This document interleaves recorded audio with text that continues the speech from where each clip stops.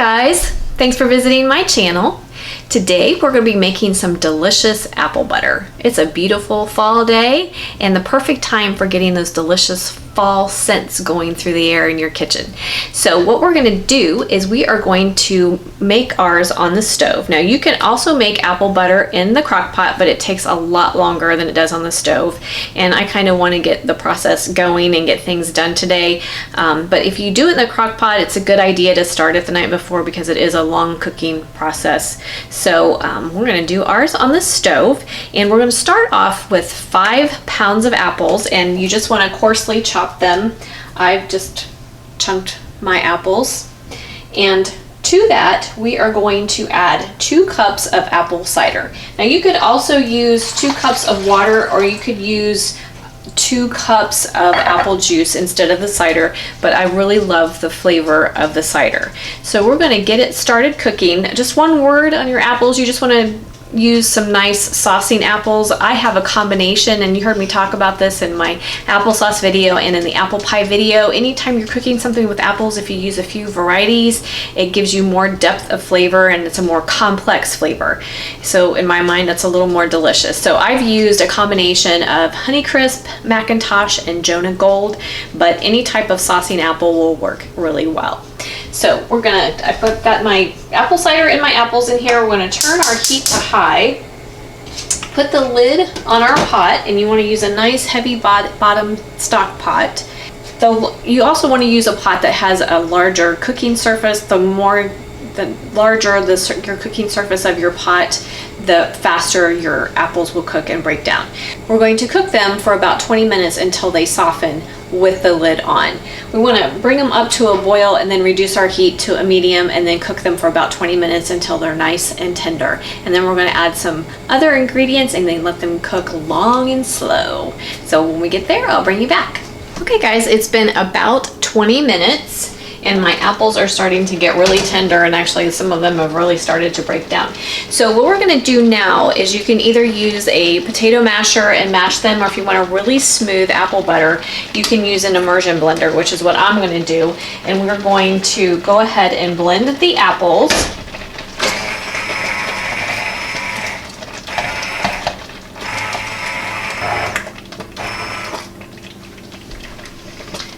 Okay, that's pretty good.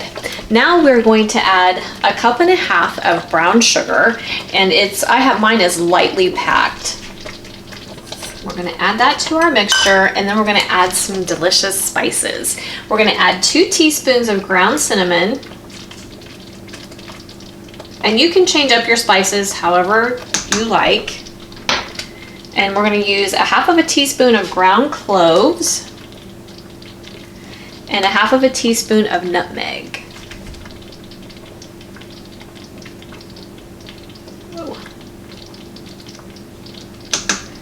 And then we're going to give that a stir. Oh, it smells so good. Those cloves are just amazing. Perfect to fill your kitchen on a nice fall day. And then we're going to turn our heat down to about a medium low, and we're going to let this cook, get some concentration and evaporation going for about 1.5 hours. We want our apple butter to become very dark, and we want it to thicken. So what we're looking for is when you pick up a spoon of it, it should coat the back of a spoon or hold its shape. If you let a spoonful of it sit for a minute or 2, it should hold its shape on the spoon. So that's what we're looking for. So we're going to turn our heat down to about a medium low, and we're going to cook low and slow for about 1.5 hours. Okay guys, I wanted to bring you in close so you can see what's going on in the pan. We're about 45 minutes into our cooking time, and I just want to let you see that it's just kind of nicely bubbling and gently simmering, and that's what you're looking for to get that concentration to happen. I also wanted to mention that at this point, when you're at this stage of the cooking, you want to do your second cooking phase with the lid off. We started with the lid on just to get things to soften up, but after you add your brown sugar and your spices, you want to remove the lid so you can get the evaporation to happen. So the other thing that's important is you want to make sure you're stirring it frequently so that it doesn't burn. We don't want it to burn or get scorched. So just make sure you're giving it a stir every, I don't know, 10 minutes or so. And then the other thing that I did at this point also is I tasted it to make sure that my spices were good and that my sugar level was good. Mine still tasted a little on the tart side to me, so I added another half a cup of brown sugar, but that's entirely up to you. I would get it started cooking like I have here. We're about halfway into our cooking time, and that's a good point to taste things to see if you like where your spice level and your sugar level is. So we're going to continue to cook low and slow, and I'll bring you back when we're done. Okay guys, we are pretty much done with our apple butter, but I wanted to bring you in close so you can kind of see how thick it is. You can really feel some resistance when you are stirring it. Also, it will coat the back of a spoon and hold its shape. Hopefully you can see that. And another way to tell is to put some on a spoon and let it cool a little bit and see how it wants to stick to the spoon. It's nice and thick and yummy. Perfect. So now what I'm going to do is I'm going to get my water bath canner ready. Actually, I'm going to steam can. You know how much I'm loving steam canning. I'm going to get that ready, and then we're going to can it up. Okay guys, we are ready to can. I'm going to be steam canning. Loving that. So if you are a water bath canner, I highly encourage you to give steam canning a try. You know my spiel. Modern canning guidelines state that if you're canning for 10 minutes or more, you don't have to pre-sterilize your jars or lids. Just make sure they're squeaky clean and they're hot. And what you're putting in your jars is hot. So our apple butter just came off the stove, so it's perfectly hot. I have water in my water bath canner heated to about 180 degrees in the bottom, so we are ready to can. This recipe should give you about 5 cups or so. If you don't want to make it shelf stable and water bath can it, you can always just keep it in the fridge if you know you're going to eat it within a month or so. It should keep really nicely in the fridge for a month, maybe even up to 2 months. So don't think that you're going to need to can it. You don't have to, but if you want to, this is how you do it. So we're going to take, I'm using the 8-ounce jelly jars, and we're going to be processing for 15 minutes. So we are going to our funnel, and we need a 1/4 of an inch headspace.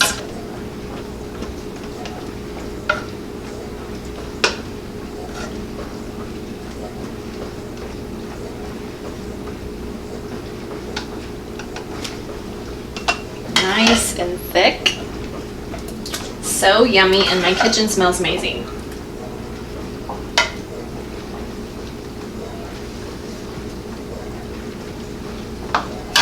I love fall just for the smells. So now we're going to debubble. So just use your debubbling tool, kind of poke around your jar a little bit.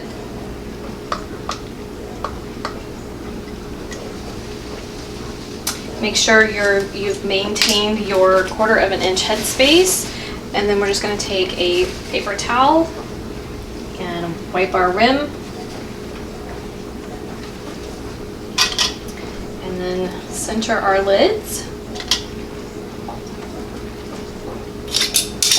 Rings fingertip tight.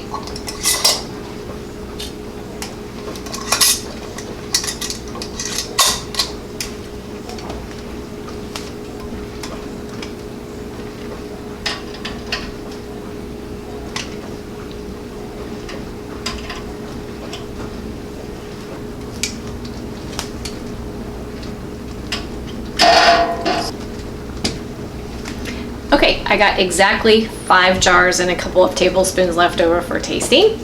So now we're going to put our lid on our canner, crank up the heat, and for me, I'm looking for my temperature to get into my green zone. If you do not have this canner, you need to check it out. If you are water bath canning, you want to make sure that your water covers your jars by at least an inch to 2 inches is what is recommended, and you want to bring it up to a full rolling boil before you start timing. When we get up to temperature, we are going to process for 15 minutes and then I will bring you back. Okay guys, we are up to temperature, so I'm going to set my timer for 15 minutes. When our time is up, we're going to turn the heat off, remove the lid, and let the canner sit for 5 minutes, and then we can see our delicious apple butter. Okay guys, I am bringing you in close because one of you asked for a close-up shot of the dial gauge so you could see what it looked like when you are in your go zone, the green zone. So I'm going to show you that. It wants to fog up the camera, so I can't keep it there too long, but that's what it looks like. I'm blue, which is 0 to 1,000 feet, and then you can see that it's in the green section, and then it has 2 other zones depending on your altitude. So there's that. I hope that answers your question. You just want to make sure you keep it in the green zone for the whole processing time. Okay, 2 more things. Make sure you, for those of you who are new to canning, this is for newbies, make sure you know your altitude to know if you need to make any adjustments in your time, and I will include the adjustments in the description section for the different altitudes. And make sure that you adjust your heat. You don't want it up so high that it's trying to boil off your lid. So I always turn mine down to about a medium, but you'll have to experiment with your stove. You just want to keep it in the green zone, or if you are actually water bath canning, you just want to make sure that it maintains a full rolling boil, but it's not boiling too vigorously. So that's that.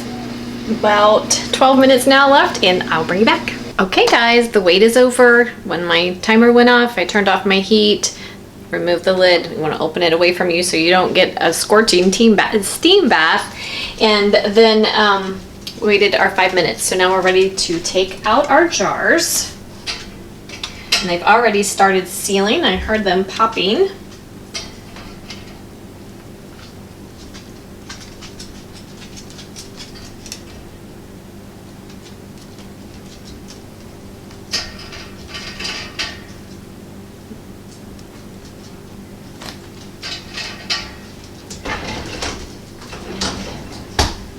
Here, close up. See how beautiful that is? So good. Great for fall.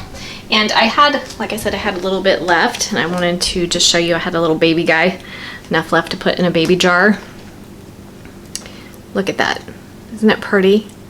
Pretty, thick, rich. So delicious. Just perfect for fall. So I hope you'll give this a try.